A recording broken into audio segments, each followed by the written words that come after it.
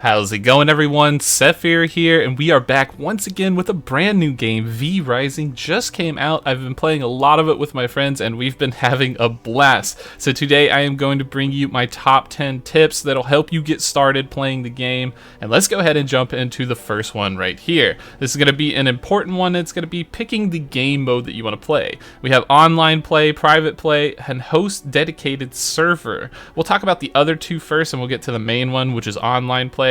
But the private game is simply exactly what it is. You're going to make your own server. No one else can get in unless they have like the password or whatever you want to do. You can pick the type, PVE, PVP. It's pretty basic, right? Like if you ever played Warcraft 3 or anything, you know how to make a private game or a custom game.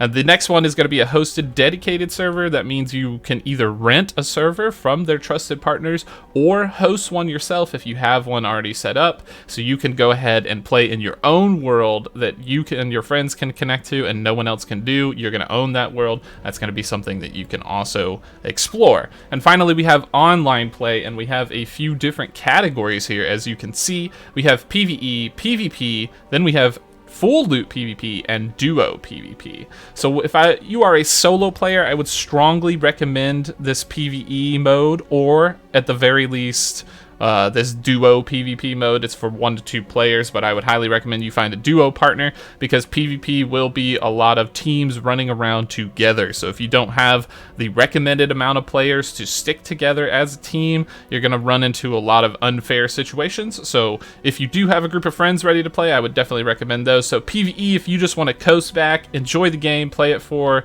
the story, and be a vampire, run havoc among the world, go ahead and have at it. That's going to be for you. PvP is going to have a penalty when you die. You're going to drop all of your carried loot, not your equipment or your armor. You will drop any like resources that you've gathered, like materials, wood, iron, all that stuff is going to be dropped upon death, and other players can loot your corpse. They can kill you and loot your corpse.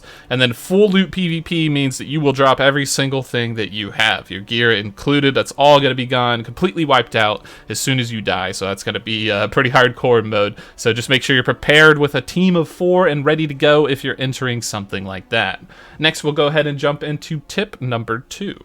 Alright, here we are with tip number 2, and that's going to be about building your base. In VRising, you are going to need to build a base of operations, and it will expand as time goes on. So when you pick a plot of land, make sure it's a big one, because I picked a small plot of land at first, and I didn't realize that the game wanted me to expand my castle or my domain a lot bigger than what it was, so I had to relocate. So make sure you can pick a large plot of open land, empty land, and preferably something that's in a strategic advantage, because other players can come and attack your castle if you are in PvP. If you're in PvE, you don't have to worry about that one too much. But as you can see, I have this whole sort of little island kind of marooned off here, and it will be something very nice for me because I can expand my castle quite a large distance outward. If you were to pick something really tiny per se that's trapped by a lot of obstacles, you will definitely run into issues when building your land and your territory and expanding that, because it will definitely eat up a lot of space. So make sure that you have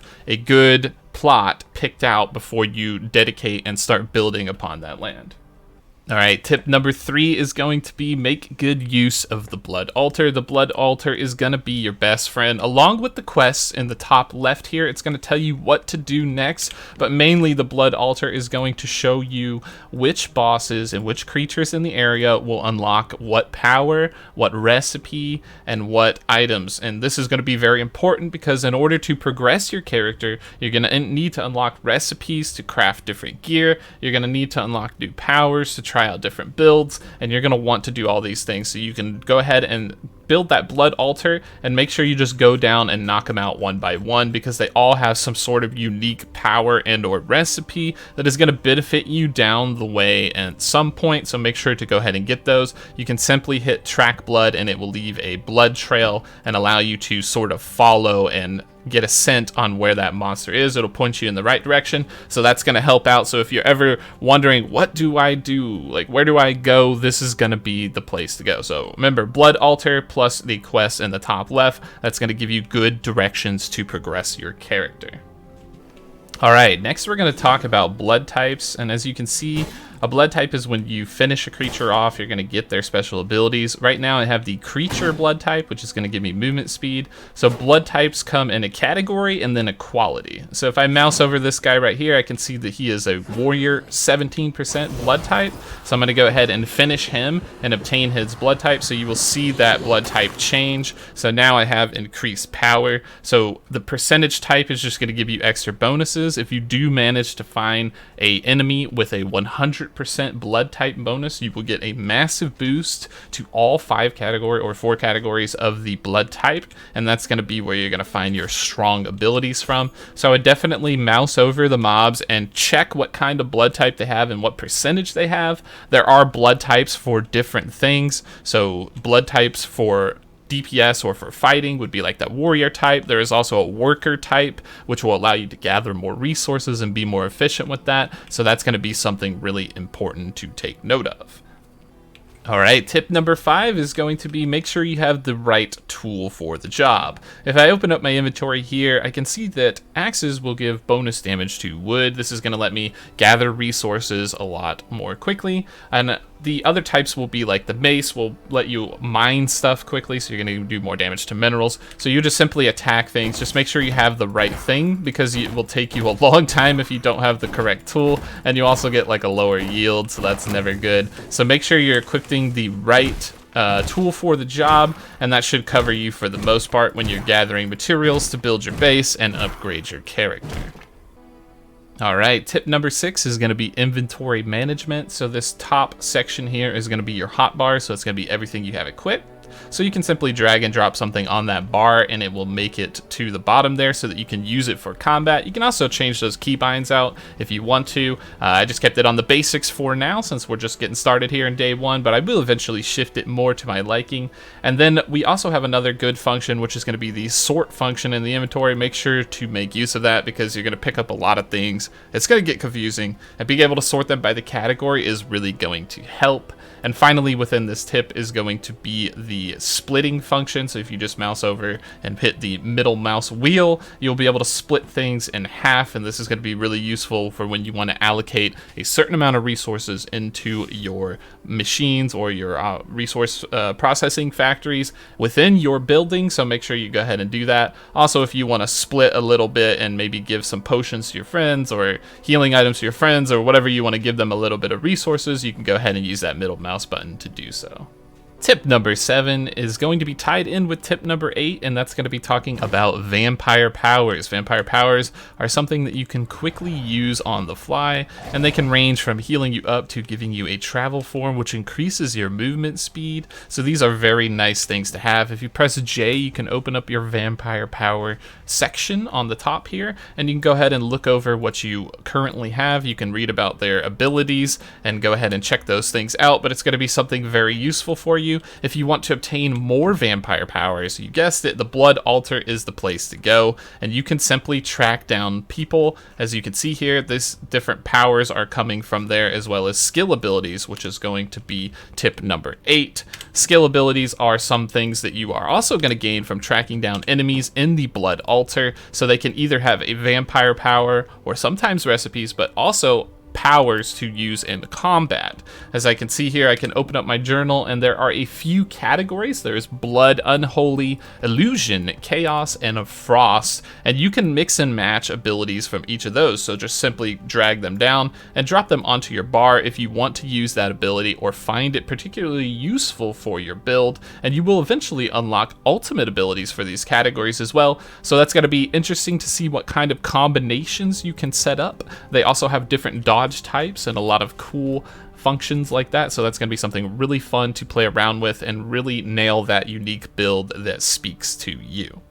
All right, tip number 9 is going to come in the form of time management. The sun is terrible. It burns vampires, and it is definitely no fun to play around. So I would strongly recommend you do all of your crafting, and a lot of processing needs to be done in this game. You're going to be waiting on things to craft, so get all of that going. Get some low harvesting going while the sun is out, and then when it's nighttime, that's going to be your best time to go out and chase objectives for like power-ups and get skill power-ups and big bosses and all that sort of good stuff that you want to do. But as you can see, if I walk into the sun here, it's really going to start to hurt in a second, and I'll go ahead and set here just to show you. It just takes a few seconds, and then all of a sudden you're on fire and you can't see anything, and this is awful. You need to run into shade and get there immediately. It also puts your health bar into some sort of like diminished state, so you can't fully recover, so you need to be aware of that until you get out of combat. And also, do not make the mistake like I did of chopping down every single tree near your house. This is a terrible idea. I do not recommend it. If you need lumber, go ahead and get it from somewhere away from your base, because you're gonna be really regretting that when you need to run into your base and there's nowhere to hide. You have no trees to hide, and you're gonna die before you get inside of your house, especially before you get a castle with a roof over your head, because this whole place is going to be exposed to all sunshine and you're going to be burning alive even within your own base and structure. So make sure you have a few trees nearby. Leave them up. They're your friend. I promise it's not going to hurt you that bad. Alright, and finally we come to the last tip, tip number 10, which is going to be the mini-map. It has a lot of functionality, but if you go ahead and mouse over an area that you have been, you can see the type of loot that that area is given. This helped me a lot because I noticed that when I was upgrading stuff, trying to complete the missions, trying to build my base, I'm like, oh, I ran out of this thing, man. I ran out of bone. Where do I get bone? So I just simply mouse over these points of interest, and eventually I will come to one that says, oh, this location holds bone, so I know exactly where to go for that resource. The same is true with iron and wood and paper and all that other good stuff that you need out there. So if you're looking for copper to upgrade your weapons, you're looking for something that you need to progress your character, the mini-map's going to be your best friend. Just simply mouse over there. And tied in with the mini-map, there will be a few icons that I will say are of note. You can also see other players' castles in PvP, so those icons are highlighted, but more importantly, there are way gates that are highlighted, so make sure you travel between those. And a lot of players don't know this, but there are also cave passages on the map. So cave passage will let you teleport across the map without dropping any loot. So if you find two connecting cave passages and you know where they go, it can be very, very useful from getting to point A to point B, and building your structure in a good location near a way gate or a cave passage might be a good idea, but do be aware that if you are in PvP mode, putting it in a location where a lot of people go could be a little bit dangerous. So go ahead and be on the safe side of that. Alright, that's going to be it for this video. I hope you found these tips helpful. We will have some more VRising content coming out here in the future, as well as updates on Tower of Fantasy, New World, and a couple other games that we're checking out that are currently in betas. So we'll keep going on those. Once again, thanks for watching and tuning in here. Make sure to subscribe, like, and hit the bell button down below if you have not already. We have a Discord and social medias in the link, so make sure to check those out as well. And we thank you for your time in watching this video. We will catch you in the next one.